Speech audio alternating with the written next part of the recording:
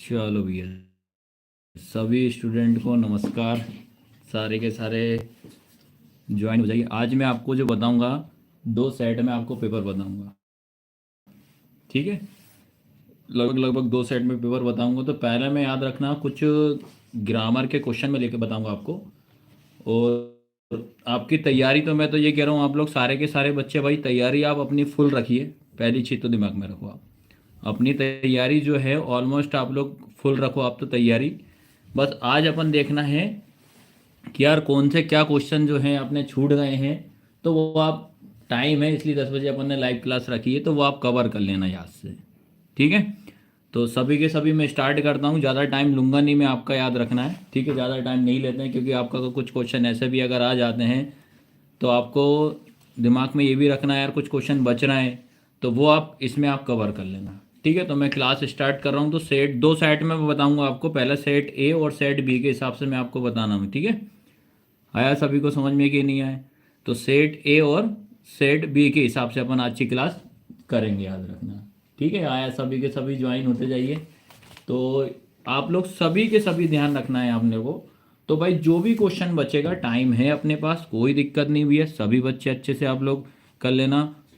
ठीक है, 2 मिनट में आ जाएगी। ठीक है ठीक है, वेरी गुड। सभी के सभी फटाफट लाइव आ जाइए, सारे के सारे आ जाइए।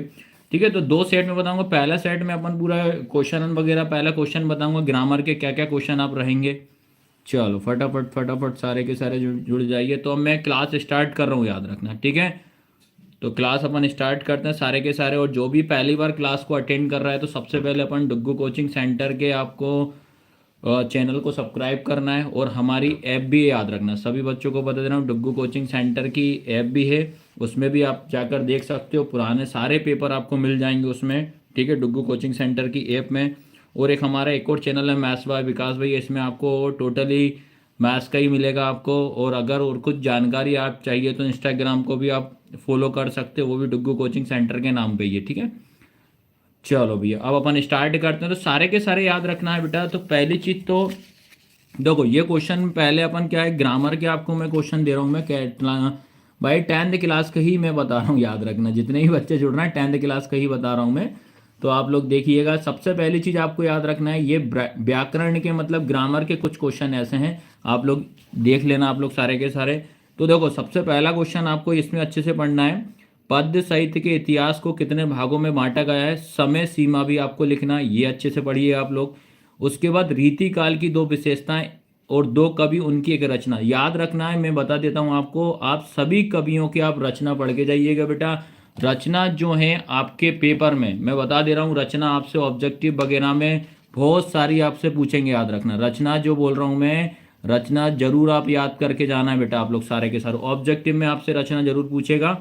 ठीक है, आया सभी को समझ में कि ना? रीतिकाल की 2 विशेषताएं, 2 कवि उनके एक रचना। उसके बाद प्रगति बात की 2 विशेषताएं, 2 कवि उनकी एक रचना है। मैं कमेंट पे बिल्कुल भी ध्यान नहीं दूंगा, आप सारे के सारे पेपर पे फोकस रखो। ये चीज ध्यान रखना है ना, ये मत बोलना कि आप आंसर नहीं दे रहा है। तो मैं फटाफट कराऊंगा, क्योंकि आपको कुछ क्वेश्चन बचता है तो भाई आप रिवीजन भी तो कर सकते हो। तो ये क्वेश्चन यहाँ, इसके बाद आता है प्रगतिवाद की 2 विशेषताएं, 2 कवि उनकी एक एक रचना है। रचना है विशेष तौर पर पढ़ के जाना है, ऑब्जेक्टिव के हिसाब से ओनली आपसे एग्जाम में पूछेगा कि प्रगतिवाद की मात्र 2 विशेषताएं, ये पक्का आना ही आना क्वेश्चन है। उसके बाद एक प्रयोगवाद की 2 विशेषताएं, 2 कवि उनकी रचना। तो ये 3 क्वेश्चन आप अच्छे से पढ़ना है। 2 सेट में आपको मैं बताऊंगा आज, याद रखना। उसके बाद आता है तुम्हारा काव्यबोध से ले लीजिए, महाकाव्य एवं खंडकाव्य में कोई 2 अंतर लिखते हुए एक एक महाकाव्य और खंडकाव्य का नाम व रचना लिखना, ये आपके ऑब्जेक्टिव में जरूर आएगा ही आएगा।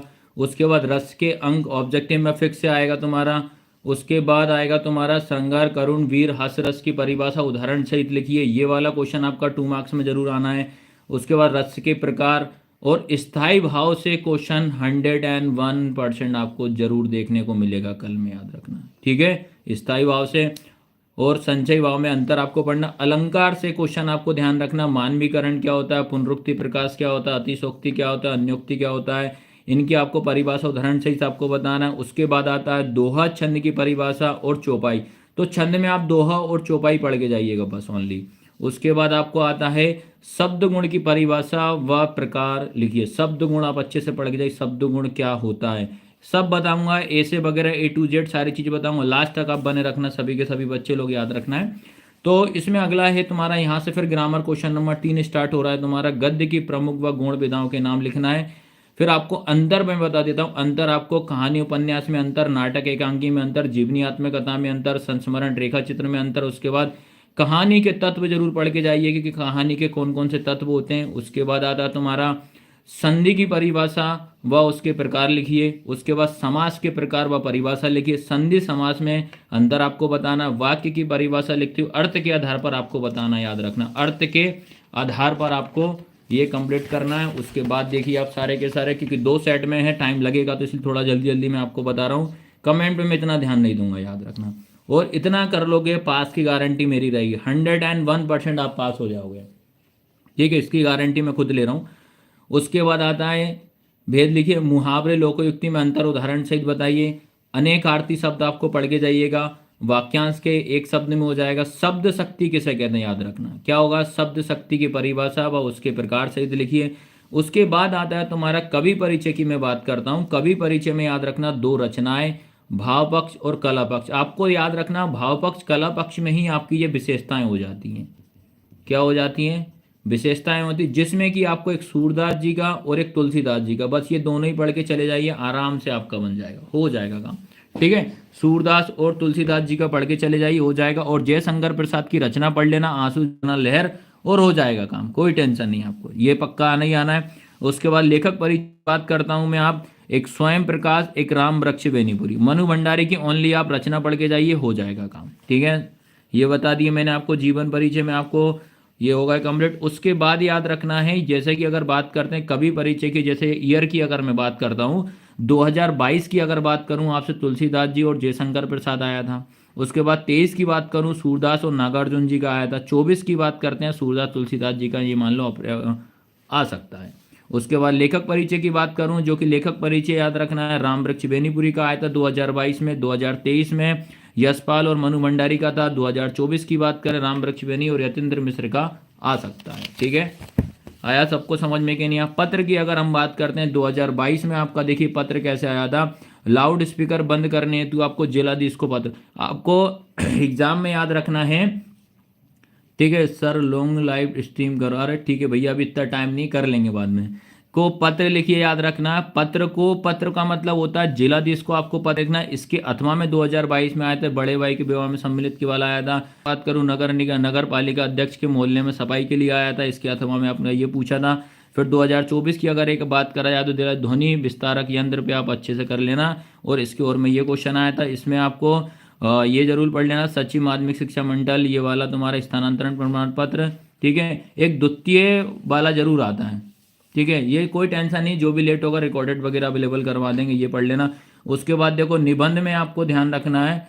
निबंध की बात करें, निबंध 2022 में बात करते हैं, आंखों देखा खेल का वर्णन करना है, विज्ञान का ये आया था। देखो 2022 में इतने निबंध आए थे, 23 में इतना आया था, 24 में, तो मैं बता दे रहा हूँ 24 में आपको 101% मैं तो बता देता हूँ। अब खेल के बारे में आप जरूर पढ़ना, नहीं आना है।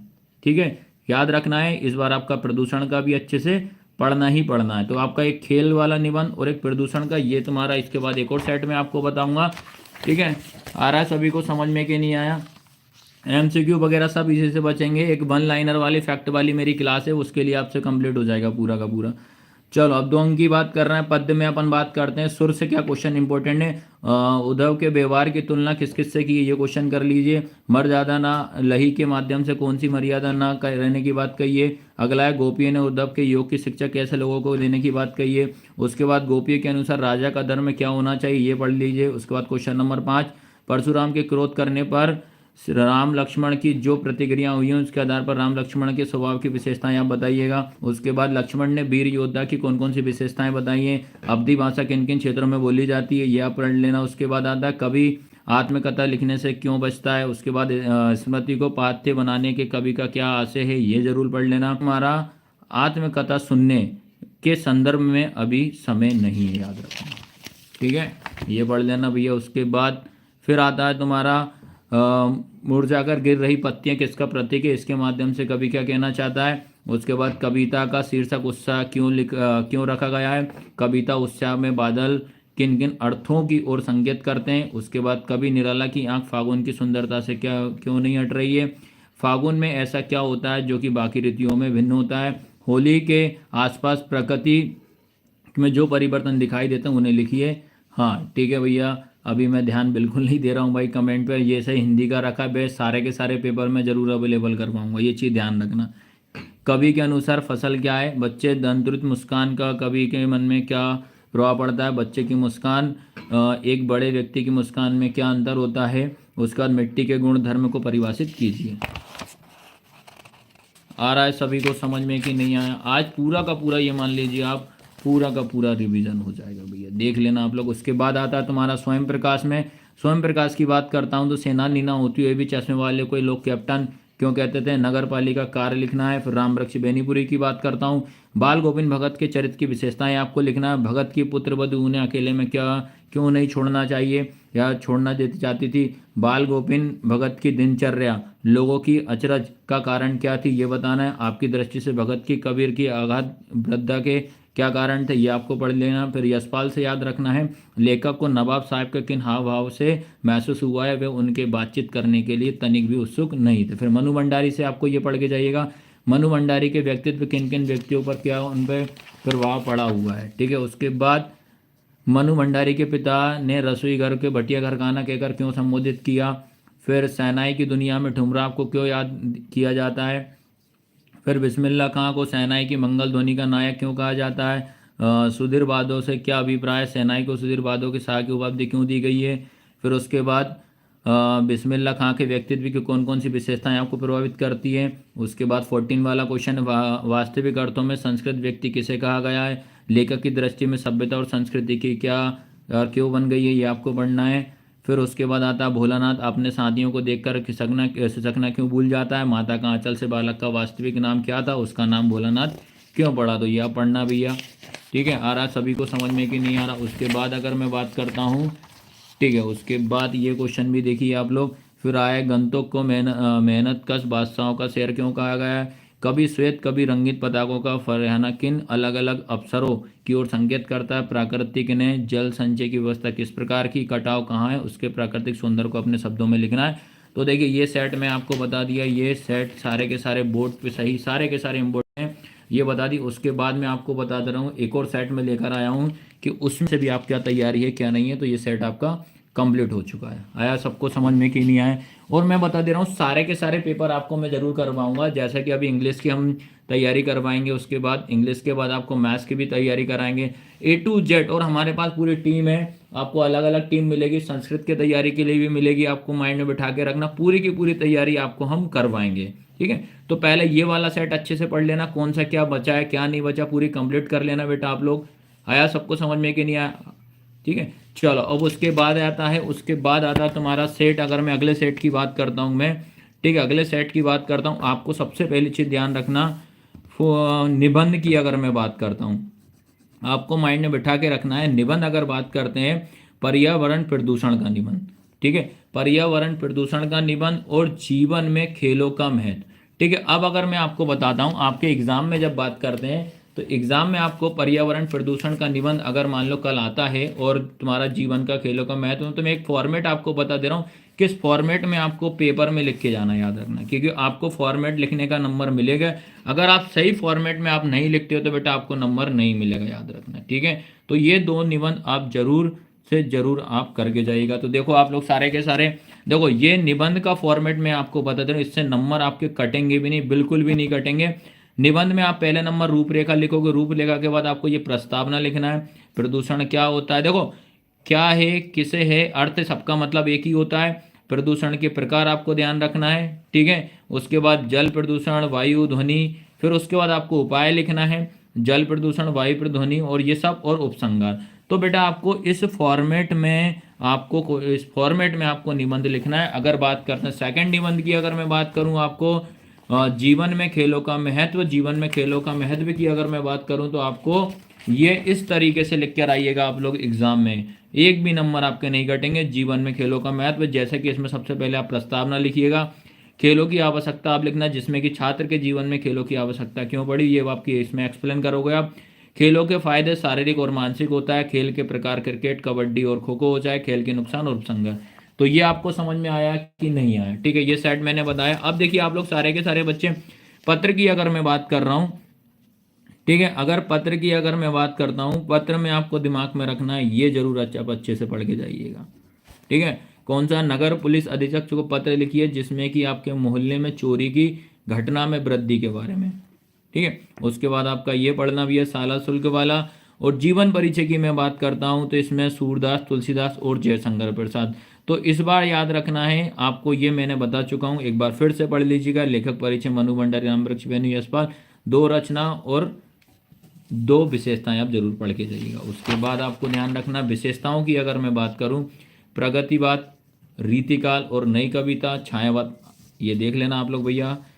फिर आता है तुम्हारा श्रृंगार रस, हास्य रस, करुण रस और वात्सल्य रस के पढ़ के आना है। छंद की बात करता हूँ तो चौपाई, दोहा, गीतिका, ये जरूर इन दोनों को अच्छे से पढ़ लेना। अलंकार की बात करूँ, पुनरुक्ति और मानवीकरण, ये जरूर अच्छे से पढ़ लेगा। हाँ ठीक है, उसके बाद आता है तुम्हारे अंतर की बात करूं, एक महाकाव्य, खंडकाव्य को अच्छे से पढ़ना। ये वाले तो ऑलमोस्ट बहुत बार आए हुए हैं, याद रखना। आया सभी को समझ में कि नहीं है? फिर पढ़ना भी आ रहा है, वेरी गुड मेरे भाई, चलो पढ़ना भी है, आजकल बच्चे पढ़ने वाले हुए। चलो इसके बाद आता तुम्हारा संवाद की बात करेंगे। संवाद जरूर आपको कल पेपर में देखने को मिलेगा। संवाद में हमेशा याद रखना है कि 2 व्यक्ति को आपस में बातचीत करा दिए, 4 से 5 लाइन लिख दो, संवाद आपका कंप्लीट हो जाएगा। क्रिकेट, 2 मित्रों का संवाद। उसके बाद बढ़ती महंगाई वाला, पर्यावरण सुरक्षा के ऊपर आप पढ़ के जाइएगा। इसके और में आपको आएगा अनुशासन और मीठी बोली, तो या तो अनुशासन करिए या तो मीठी बोली। आया सबको समझ में? और क्वेश्चन आंसर की बात करूं, 101% इनमें से क्वेश्चन आएगा। पद में से क्वेश्चन आना है, राम लक्ष्मण परशुराम संवाद में से आना, आत्मकथ्य से आना, संगतकार से आना है। नेताजी के चश्मा की बात करूं, इसमें आएगा, ये ध्यान रखना है। और मनु भंडारी और संस्कृति, इनसे क्वेश्चन आपका फिक्स एंड 101% आएगा। फिर माता का आंचल और मैं क्यों लिखता हूँ। आया सबको समझ में कि नहीं आया? फिर आपको बात करते हैं पद्यांश की बात करूं, बहुत से बच्चों को पद्यांश में दिक्कत जा रही होगी, तो पद्यांश में आपको याद रखना। हाँ चलो पद्यांश की बात करें, हमारे से डेढ़ से लेके मन चक्री, ये पढ़ लेना भैया। मैं ये नहीं बताऊंगा किस चैप्टर से, ये आपको खुद ढूंढना होगा आप। फिर उसके बाद आता है माधुप, डेढ़ से उपसंग, उपहार से लिखोगे, हट नहीं रही से नहीं रही है, ये पढ़ना है। जिसके करुण से लेके मौन बख्शी लिखना, बादल गरजो गरजो से लिखना। और उसके बाद आत्मकथ्य से 100% जरूर आना है। ठीक है, आत्मकथ्य से आप अच्छे से पढ़ के जाइएगा।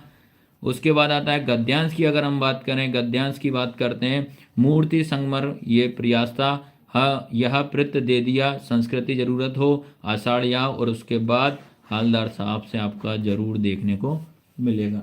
ठीक है, आया सभी को समझ में कि नहीं आया? जितनी तैयारी आप कर लेना। और आपको मैं बता दे रहा हूँ पूरे के पूरे सारे के सारे पेपर से हम तैयारी आपको कराएंगे इसी तरीके से। ठीक है, कल नाइट से आपको 8 बजे से इंग्लिश ग्रामर की क्लासेस हमारी स्टार्ट हो रही है, याद रखना। शाम इसी टाइम पे हम लोग बता देंगे कि हाँ, और ये सारे के सारे आप लोग जरूर मिला लेना, याद रखना। ठीक है, पेपर में आपके आते हैं कि नहीं आते। चलो भैया, गुड नाइट सभी को भैया, ये सब टॉपिक आप कवर करिएगा।